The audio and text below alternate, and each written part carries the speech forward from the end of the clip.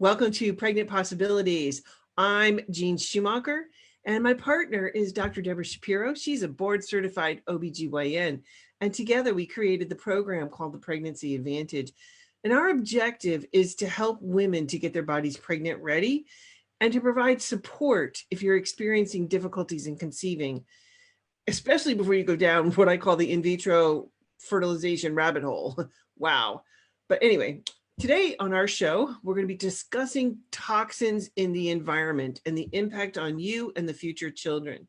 So, Debra, I mean, this is my hot spot. This is like my big thing. I am so big on environmental toxins, especially because I see the impact. I see it in the classroom, and I know it's because of the food. So are we ready to dive in? Yes, absolutely. And I'd like to start with a story about how all of this sort of became known to me. And I got sort of woken up about environmental toxins. I had a patient who came to me who had a miscarriage, and she told me that she had mercury poisoning. I said, mercury poisoning? What do you mean you had mercury? The only thing I think about mercury was about thermometers. I mean, I had no idea that mercury actually, was a byproduct of coal mining, for example, or mining in California, and that there's mercury in the soil, and there's mercury in the oceans, and there's mercury that's going up through the food chain in the fish. So her mercury was extremely high. I was also at that time actually making my transition from eating more meat, being sort of a foodie with meat and all kinds of foie gras and stuff. I apologize, but I was then eating more fish, and on my way to becoming more of a vegetarian again, and then a vegan. But I was eating more fish, eating quite a bit of fish actually, and I was having some symptoms. My memory wasn't so great, and I'm not just talking about memory for obscure things or finding words, but actually my memory about medical terms and medications that I was using all the time. When I was talking to patients, I would have trouble remember things like, Activella or things like that. So it was definitely, it was something that was notable. And also I was getting headaches and low back pain. So these really odd little things. So I checked my mercury level, and it was high. It was 14. And I know I've had patients who say, well, how much mercury should you have in your blood? Well, you shouldn't have any mercury in your blood. It's poison. It's a neurotoxin. So that was a wake-up call, that I could develop mercury poisoning just by enjoying going out for sushi and eating tuna fish sandwiches and things that I had grown up with, because my mother sent me to school every single day with a tuna fish sandwich. But you can't do that now because the tuna is contaminated. And this is one of these heavy metals, the toxins that bioaccumulates up the food chain. So, there's very little in the very tiny fish and, in shrimp, for example, but they get eaten by bigger and bigger fish. So the larger fish, the king mackerel and the shark, they have, and the swordfish, have the very, very most. But even the fish that I was eating, which was mostly, tuna and Alaskan halibut and orange roughy and things like that, had enough, and it accumulated in me so that my levels were very high and I was having symptoms. So I eliminated all the fish. I got educated about mercury in fish, and slowly it went down. But I'll tell you, the half-life is about 100 days. So the level was 14. After 3 months, it was 7. And after 3 more months, but we went on a cruise and we started eating. There wasn't much vegan food on the cruise, and I wasn't quite committed to being vegan yet. And so again, there were little fish. I thought, oh, they don't have any mercury. And my level went up again, and my symptoms came back, and it was up to 11, and I had to get it back down. And then I was convinced. So that was really eye-opening, and it taught me about bioaccumulation, about persistent chemicals, persistent organic, chemicals, but and about toxins and their effect. So with that in mind, we can talk more about persistent organic pollutants, because these are toxic chemicals that adversely affect human health and the environment, and they persist. They're actually called the forever chemicals. They last forever. They actually bioaccumulate in us, in our fat cells, and that's why we still find DDT, pesticide that was banned decades ago, is still in our breast milk and in the umbilical cords of babies. And this is quite frightening. DDT was used extensively between 45 to 72. So we're still talking sort of like 50 years later.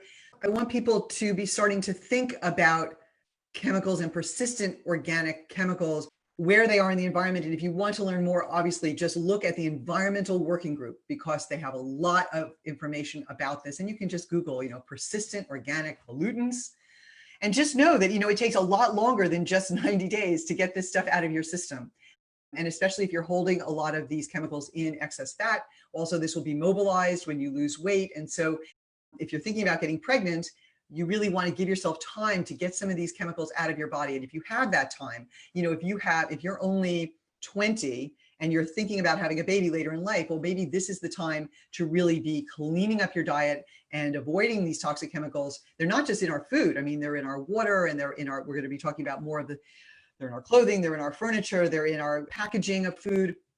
So you want to avoid it wherever it is, and you might want to give yourself some time to get it out of your system, because it's going to take some time. And even Dr. Brieger says sometimes for some of these chemicals, it can take 5 years to get the levels down. And some of these chemicals they're having an effect at extremely low levels. And we'll talk about that a little bit later, but it's not like there's, with a toxin, with a poison that you're testing on animals, and there's like this lethal dose 50, the amount of the poison that kills 50% of the animals, that's the LD50. But with these chemicals, we're not talking about something like that. We're talking about, especially with the endocrine disrupting chemicals, the chemicals in the environment that act like our own hormones and disrupt our hormonal communication system within our bodies. These are biologically active in us at very, very small amounts, minute amounts. So at amounts that we are exposed to, and we are exposed to about 1,000 of these endocrine disrupting chemicals every day. So take it away, Jeanne.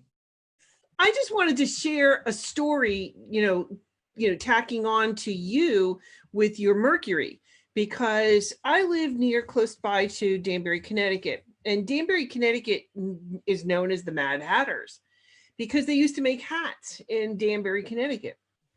And if you think back to Lewis Carroll and Alice in Wonderland, so, if you go back to that whole philosophy, that whole, that life, and you're thinking the Mad Hatter in the story is just walking around saying these really great, inspiring things. No, he was mad. And it was because of the Mercury. And so that was the whole point of that, is because in Danbury, Connecticut, they were using Mercury to make these hats and make the beautiful hats that they had at the turn of the century. So, and people working in these factories would go mad, literally, because of being the exposure to so much mercury. There was also I don't know if you've seen the radium women. They would put the radium, which is radioactive, they would take their paintbrushes and pull them into their mouth so that the paintbrush would have a really, really fine point. And then they would take radium and dip it into the radium and put a drop on the face of a watch. You were wearing a watch that literally was radioactive.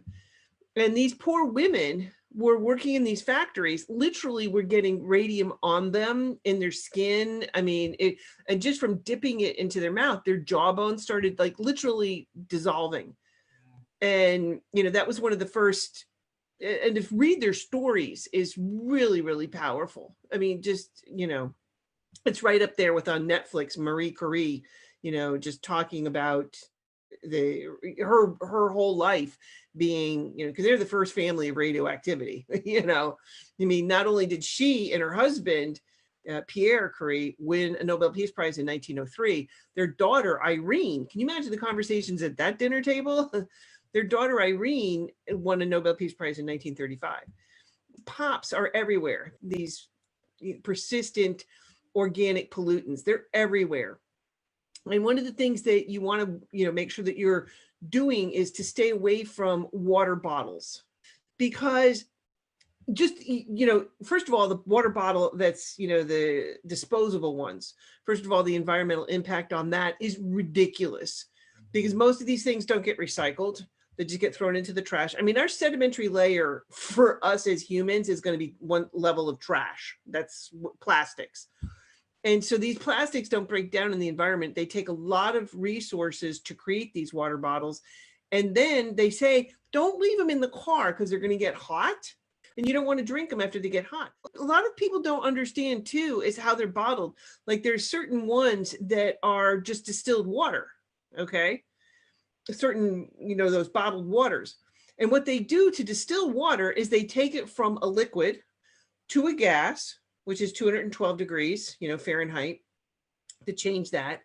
And then they cool it down and condense it. But as they're cooling it down, they don't cool it down much. They just cool it down enough so that it goes and becomes a liquid again, which is not much lower than 200 degrees, like maybe 180, somewhere around there.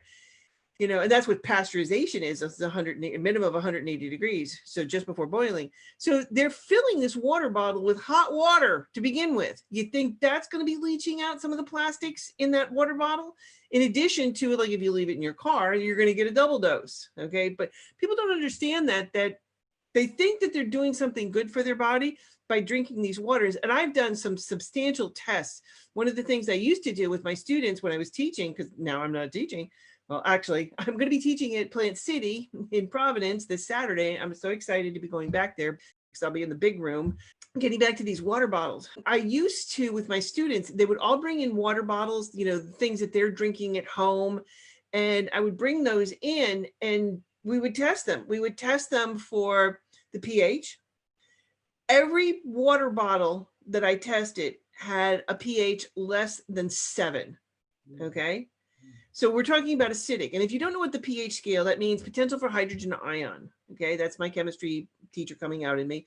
The pH scale goes from 0 to 14. 7 is in the middle, it's neutral. And that's what water's supposed to be. It's supposed to be, just saying. Going back to the logarithmic scale. So if you go from 7 to 6, it's not a factor of 1, it's a power of 10. So if you go from 7 to 5, it's not a factor of 2 or 20, it's a factor of 100. Most of the water bottles that I tested, came in with pHs anywhere between 4 and 5. And even ones that say that they were pH balanced, like 9.5 plus, like alkaline water, I tested those. Some of them, because it's not shelf stable, you cannot make something that's going to be that level of pH and have it shelf stable. So maybe when it came out of the factory, it had a pH of 9.5, but sitting on the shelf, it's not. It's unstable, so it goes back. So anyway, that's another story. But all the ones that I tested were that. But even the ones that were alkalizing, they were a little bit better than the other bottled waters. But that's because they just put in bases. They just add chemicals to the water to raise up the level of the pH. So you're drinking water with chemicals that are basic. This is a terrible problem all over the world. There are places where there is not clean tap water, even in this, certainly even in this country. Yes. And I know that they're relying on bottled water. So what do you recommend that people do if they don't want to buy plastic water bottles? It's a great question. And honestly, apart from coming to my house and getting water, because my water at my house, I have town water and I have a 4-stage filtration system because every town has to, by right, give you an analysis, if you're getting town water, what that water is. So you can go to your local town government website. They should be posting. They used to send it out quarterly to your house, but that was expensive. So they just post it on the website, a lot easier. So you can get the information about what you're dealing with in your local town water. So I looked at the highest amount of chemicals and I designed a 4-stage filtration system, which you can do. And it's through, I forget what company, it's on my website, Simply Plant Based, but you can go through and design your own based upon your needs. And then it goes up through what I call a Kangen and Enagic. It's an ionizing machine. And I could spend hours talking about that. But the bottom line is I can change the pH of my water from anywhere from 2.5 to 11.5 and everything in between, because I can change it just with the touch of a button. So it's fabulous. So my water, and not only do I measure the pH, but I measure the ORP, the oxidation reduction potential, because water should not be oxidizing to you, but every water bottle, water that, that's stored in those one-time throwaway plastic bottles was oxidizing to the system. Even the ones that were said that they were alkalizing and yada, yada, yada. So they were all oxidizing to the system anywhere from, and they measure on the ORP scale, the higher the number, the worse it is. And so these were coming in like 200 to 350 on the ORP scale. So you want a negative number. And my water comes in at right now at about a -50 on the ORP scale. So my water is anti-oxidizing. I can't give you an answer because obviously if you're in a situation where you have to have water, like you're out in on a sports field and you forgot to bring a water bottle, then buy a bottle of water. I mean, it's not going to kill you in one bottle of it, but it's this constant drinking of this that you're stressing your system out day in and day out. And that's what the kids would ask me at the end of the day. What do I do, for my water? And I said, well, apart from coming to my house, I really don't have an answer for you because our water is so toxic. So anyway, the water bottles, the reusable water bottles, please stop using those. And I just have to say, your tap water. The non-reusable water. The non-reusable ones. We can use stainless steel. Yes, well, I was getting to that. Yeah. You're ahead of me, Deborah, as always. No, you said it's fine. Anyway, so the ones that you just use once and throw away, you really want to stay away from those as much as physically possible. In reality, your tap water, and I'm not saying this for all the places in the country because some places are going to be worse than others, but in general, the water that's coming out of your tap is going to be better than what you can buy in those water bottles. Okay. So invest in a filtration, whatever the best filtration. If you want to message me privately, I can connect and talk with you about this because I spent about 6-7 months researching this before I made my investment.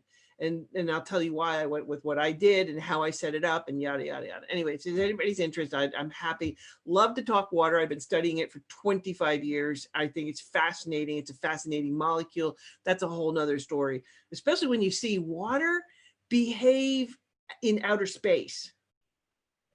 If you've never seen that, Google, they did a lot of experiments and they asked the kids to send in ideas for experiments that they could do. And one of the astronauts on the space station took a face cloth, got it soaking wet, wrung it out. And as he was wringing it out, the water is just enveloping his hands because it's got some incredible surface tension. And because there's no gravity to pull on it, it just enveloped his hands, almost like mercury, the way mercury behaves. Like if you take mercury, and I used to play with mercury as a kid, I would break the glass thermometers and get the mercury out. And I'm like, this is wicked cool stuff. Then my mother would be like, have you seen the glass thermometer? Nope, haven't seen it. Nope. Budding chemistry teacher. I know. At the time, who knew? I didn't know it was so toxic. And going back to the mercury fillings, and that's a whole nother conversation. Anyway, but the hard plastic water bottles, even those now that say BPA free, BPA is a very large molecule. And what they did is they broke off a little piece of it. And so now, and they replaced it with something else. So it still works like BPA and it acts like BPA, but it's not. So they can label it as BPA free. Yay! No, it's not BPA free. I use clean canteens. And I have a whole thing of these. They're double walled, insulated. They're stainless steel, high grade, food grade. And they even have like the inside, the lid is stainless steel. So the only thing that touches your food or drink is stainless, food grade stainless steel. So they'll keep your stuff hot and cold. Like I would make tea at 6 o'clock in the morning when I was teaching, and I sometimes wouldn't be able to get to it or drink it. I'd be sipping on it all day long or whatever, but it was still hot at 2 or 3 o'clock in the afternoon. So, and cold, it does it even better. It keeps things much colder. So, just those disposable water bottles, first of all, you have to understand they injure marine life, number one, because animals like turtles and things like that think it's like jellyfish and they start to eat it. And I have to tell you, I do a lot of walking on Cape Cod, and that's my happy place. And as going on the beaches, and I go to places where the average tourist is not going to be, and I will find dead birds that are decaying on the beach. And as their body is decaying, you can see all the plastics that were inside of this bird that most likely caused it to die, because a lot of times they'll eat it and it gets stuck in their digestive system and they can't eat from that point on, and they literally starve to death. And that's how they die. So first of all, please be careful with how you dispose of these things, because if they end up into the water disposal, the water systems, it has a huge impact. So these plastic water bottles are typically, the disposable ones are made from crude oil. Okay. And during their production, pollutants such as nickel or benzene or ethylene oxide are released. These are, they harm the environment, they pollute the air we breathe. And I just want to say it takes 1.5 million barrels of oil to produce the plastic bottles that we use each year. Okay. And then on top of it, we have to transport all this water all over the place. And the trucks that are taking this release more pollutants when they use gasoline, when they transport it. So we're talking about 26 billion plastic bottles a year.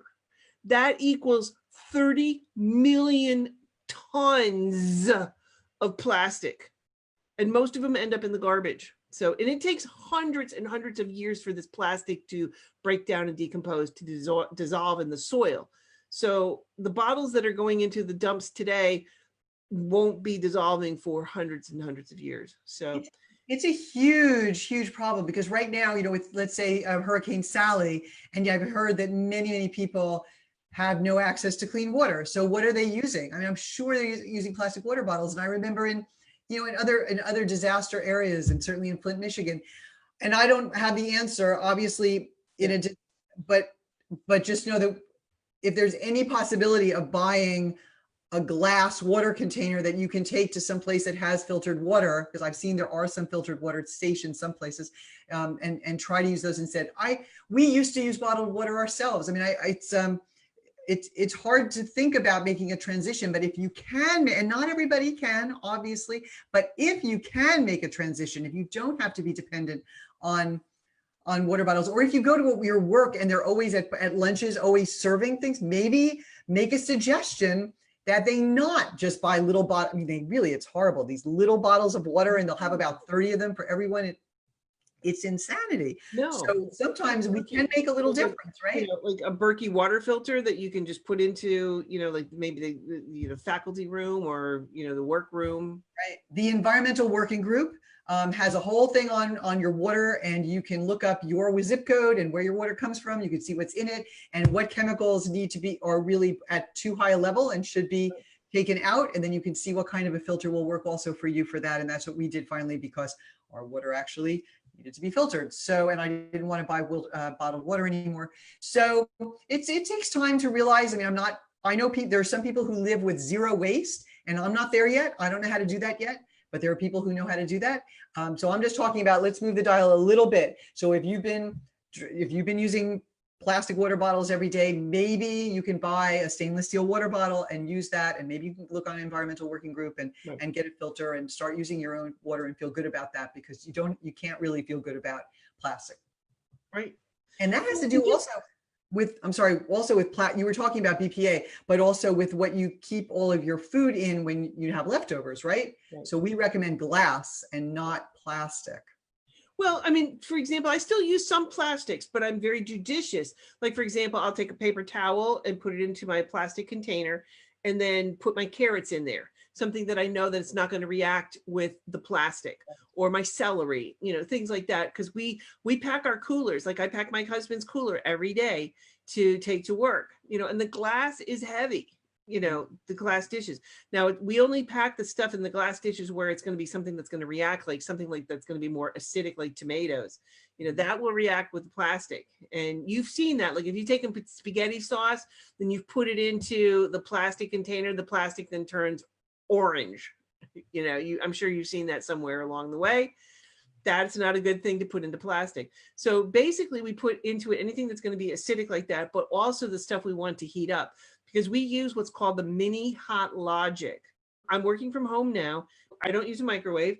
Then I'll take what I'm having, I will put all the things in the mini hot logic, and it will gently warm them to the point of hot. So when I'm getting ready to sit down and have dinner or lunch or whatever, I have a nice hot dish. You know, and I don't have to clean up pans or anything, because I don't have to heat it on the stove. So it's in a glass dish, and I love it. I love the mini hot logic. We use it traveling too.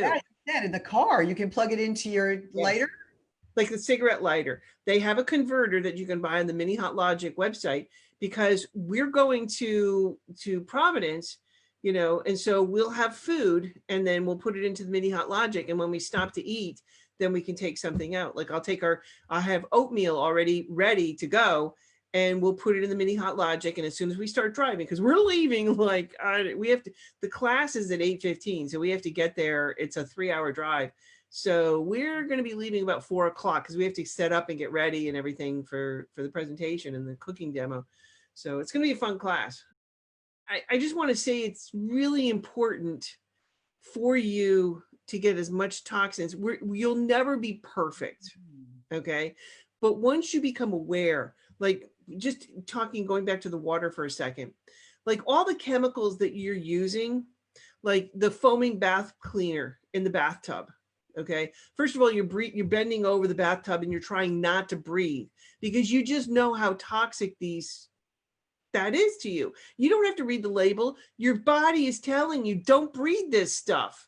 And you're trying not to breathe and you're still trying to clean the tub at the same time. So anyway, all of those chemicals that you're using for cleaning products go down the drain. And we have this mentality of out of sight, out of mind. And so what happens is that water goes to a chemical recycling plant, usually in your town. And so that's all the water, from the sewer, from everything, and they recycle it. And the first step is to put it through a filtration system. And okay, that gets out the big chunks, of any like solid wastes or whatever. It gets the big chunks out. Then they throw chlorine on it to kill whatever bacteria and things are growing in it, because you probably don't want to have water that has things growing in it, just saying. So they throw chlorine, then they usually bubble it because the chlorine will go out into the environment as a gas and leave the water. So, and then at the water that comes out of your tap is the only federally regulated water at all in the country.